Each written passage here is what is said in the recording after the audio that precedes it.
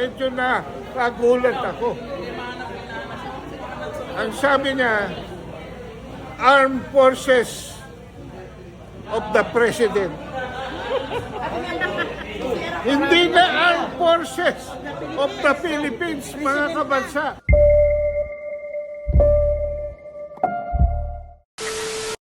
Tatanong ko lang kung ano nang update sa kaso ni General Sir. Sino General? Pugis. Yung kaso ni General Pokis, nag-file kami ng nag-file kami ng motion. Sabi namin, postpone muna natin yung arraignment, ipatapos natin sa piskal yung kanyang investigation kasi nung hindi namin alam na nung matanggap namin yung resolution ng piskal December 10 eh. Hindi namin alam nung December 1 nag-file na pala siya sa court. At December 5 meron ng warrant of arrest si General Pokis. So hindi namin alam lahat 'yon. Basta ang alam lang namin, tinanggap namin yung kanyang resolution noong December 10. So, tapos nag-file kami ng motion for reconsideration. Hindi tapos yun. So, sabi namin sa korte, bigyan natin ng pagkakataon yung piskal na tapusin yung kanyang preliminary investigation. Kailangan, desisyonan niya yung motion for reconsideration namin. So, binigyan ng korte ang piskal ng 10 days to comment doon sa aming motion. Pagkatapos nun, bibigyan siya ng pagkakataon na tapusin niya yung kanyang trabaho. Hindi pwedeng, meron kasing pending matter na unresolved. Kailangan niya i-resolve muna yon. So, yung Hindi ganun yun. So, in that sense, walang partisanship. So, yung non-partisan na yan, masyadong naaabuso yan, masyadong nalalanso ng isipan ng ating mga naka-uniforming personnel na iniisip nila, hindi ko to pwedeng gawin. Aba, hindi pwede, hindi ganun. Saklaw ng konstitusyon, lahat ng galaw natin. Kung mayroong kang patakaran sa loob ng sandatahang lakas o ng kapulisan na lumalabag sa karapatang pantao ng bawat tao, hindi uubra yun. Kailangan baguhin mo yan. See, at this point in time, I do not think yung non-partisan applies. No? Wala yan. Election, yes. Pero even then, hindi pa rin. Dahil hindi pa rin absolute yung prohibition because you can still participate, you can still sit down and listen to a campaign. Yung ginagawa ng iba, bawal pati makinig sa kampanya, hindi ubra yun because that is in the exercise of his rights as a Filipino. Sa kampanya, pwede kang maupo, makinig ka. Ay, di ba kinig ka rin doon sa kabila? Kung saan ka man nakaupo, nakunan ka ng picture, ay anong pakialam nila, nakikinig ka. Kasi gusto mong malaman, sino talaga ang iboboto ko? Ibig bang sabihin, sundalo ko, kailangan sa administration ako bumoto. Ganyan yung ginawa nila noong nakaraang eleksyon. Winalanghiyan nila ang taong bayan, ginamitan nila ng pera ng gobyerno, pambili ng boto ng mga tao, pantakot sa mga tao, pambili sa tao para sila ang manatili sa pwesto. Hindi tama yung ginagawa nila. Sir, bawal kang mangampanya for this or for that candidate. Yun yung being non-partisan. Pero tapos na eleksyon, hindi ibig bang sabihin kung nag-declare ako, for example, ako sinabi ko, ayoko na suportahan si Mr. Bongbong Marcos. Hindi na ako naniniwala na siya ay talagang para sa mga Pilipino. Yung ba, ibig sabihin ba no, nasa kabila na ako ng partido, doon na ako sa kabila pumanig? Hindi. Hindi automatic yun. Ang sinasabi ko lamang, hindi na ako naniniwala sa iyong katapatan na maging Pangulo ng Pilipinas. Bilang Pangulo ng Pilipinas, hindi na ako naniniwala sa kakayahan mong maglingkod para sa bayan. Yun lang ang ibig sabihin ng withdrawal of support. Sir, when it comes to President Trump, so nakita naman natin kung sino yung Pangulo na allegation na gumagamit ng illegal drugs. So, nagre-react din ang kanyang secretary na si Claire na haharangan ito ng mga kapulisan if ever ito ay puhulihin. So, ano sa palagay niyo, sir? Aminado ba siya na ang kanyang boss ay gumagamit ng illegal drugs? Bakit ganun ang pananaw niya at pananalita niya? Hindi ko maintindihan kung ano yung kanyang klaseng paninindigan, pero definitely tao kasi ng Pangulo yan, kaya ganun ang kanyang ganyan. Tsaka, nung pinasok si Maduro sa Venezuela, may hindi nga nila nalaman na nakuha na yung presidente nila. Yes. So kung pupunta man dito yon at kukunin si Presidente Bongbong, baka hindi rin natin malaman bago makuha. Pero Hindi ko alam kung manghihimasok ng gano'n ang Amerika sa atin dahil wala naman tayo. Si Maduro kasi parang ang tingin ko dahil kaya kinuha is he is exporting drugs to the US. Wala naman tayong gano'n. Unless meron siyang proof na si Bongbong is one of the big drug lords. So I don't think that that's going to happen. Pero Panginoong Diyos, siya nagbigay sa atin ng EDSA 1, siya nagbigay sa atin ng EDSA 2. At ngayon, humihiling na naman tayo.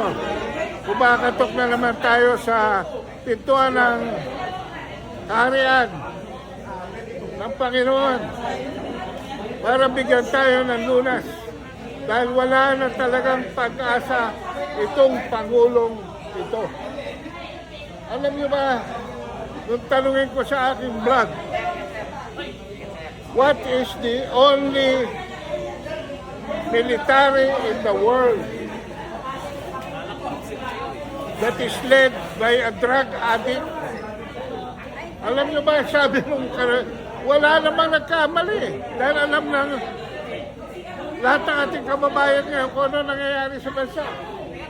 Pero merong isang sagot akong medyo nakagulat ako. Ang sabi niya, Armed Forces of the President. Hindi na Armed Forces of the Philippines, mga kabansa. Armed Forces of the President na ito. Dahil sabi nga ni Orlando de Leon, walang bayad si Browner. At si Browner, sabi ni Orlando de Leon, is a 4-star disgrace to the uniform. Sa akin binasang sulat ngayon na nasa kamainan ng White House. Wala nang exit, Browner. At habang may panahon pa, ikaw na ang magdala sa mga sundalo sa withdrawal of support. Alam mo, alam ng judge advocate ng AFP na ang withdrawal of support ay hindi sedition. Kaya wag na tayong magbulahan. Hindi ito sedition dahil sa Desierto versus Estrada, ang constructive resignation na nagbunga from withdrawal of support ng Chief of Staff na nainganyo ng people power ay hindi illegal. At ang withdrawal of support is not unconstitutional. Constructive resignation is not unconstitutional. Ang bumabagabag sa aking isip ngayon, hindi ba ang drug addiction is a form of constructive resignation? So bakit hindi kumikilos ang gabinete?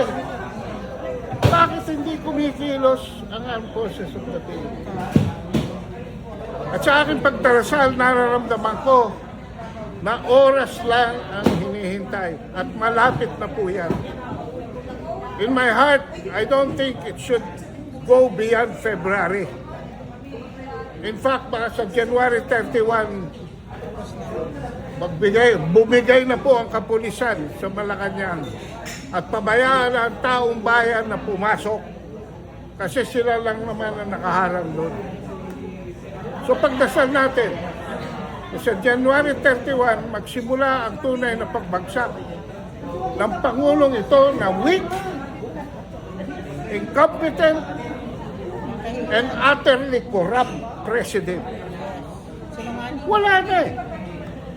Ultimo yung ICI nagtatanong na eh. Mr. President, ano po ang susunod? Ang focus nila, wala na sa flood control. Nandito na sa bagong budget.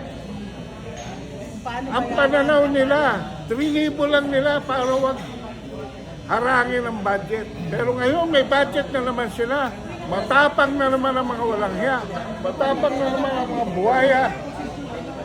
Busog na naman ang mga asong ulong. So, they think differently about power. Wala silang gusto kundi kapangyarihan. Wala silang accomplishment. Wala silang kakayahan for good governance. Wala silang strategic plan. Wala silang foreign policy. Wala. Walang malasakit sa bansa. Walang malasakit sa bansa. Niloloko pa tayo na may kaaway daw tayo. Eh sila ang kaaway natin eh. Dahil ang ating buwis ay ninakaw na nila. So yan ang kabuuan ng senaryo ngayon. This next few days and maybe weeks, pero hindi na po aabot ng months ito. I think the Lord will listen to our prayer. Ha? At huwag naman sanang hintayin ng ating Pangulo na lumabas sa Malacanang na horizontal. Alam nyo na ibig ko sabihin. Maraming salamat po. Maraming salamat, sir. Kailangan ka po ng bayan, sir.